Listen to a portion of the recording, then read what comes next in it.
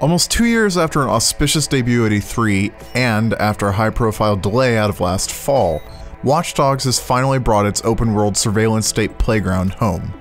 As an open-world game, Watch Dogs provides enough side quests, enough space, enough of a sandbox to qualify, but it finds an identity worth protecting in its free-form action gameplay.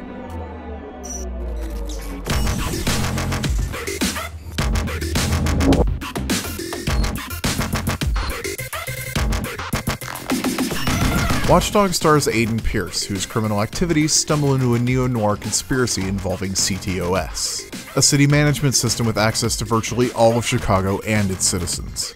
After wading into the secrets that run beneath the city, Aiden's niece is murdered, and he promises to find those responsible. After a promising, though cliched start, Watch Dogs frequently struggles to remain coherent. It introduces so many big bads that it's hard to know who the real villain is, and Watch Dogs is content with caricatures more than characters, leaning heavily on noir stereotypes that are achingly predictable.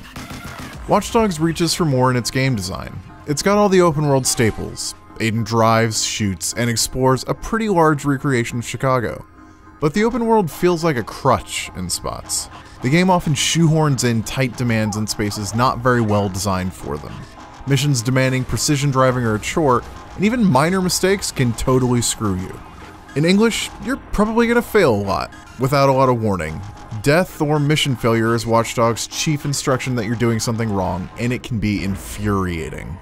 Thankfully, the driving itself is fun, and contact with other drivers probably isn't going to slow you down much. The shooting in particular also outclasses just about every other open world game out there. This is aided by focus, which slows down time around you. But Watch Dogs' real hook is the hacking. Using a tool called the Profiler, Aiden can tap into CTOS's databases. This gives him an enormous amount of versatility. Every person's basic personal information is open to him, and he's also able to penetrate improperly protected pieces of CTOS's surveillance and control infrastructure. Practically speaking, Aiden can manipulate his environment. On the road, he can trigger traffic lights, raise bridges, and more, but you'll spend much more time hacking various security systems. There's some real moments of inspiration here. Combined with third-person stealth and shooting gameplay, and the slightest bit of environmental traversal borrowed from Assassin's Creed, Watch Dogs missions often felt like action puzzles.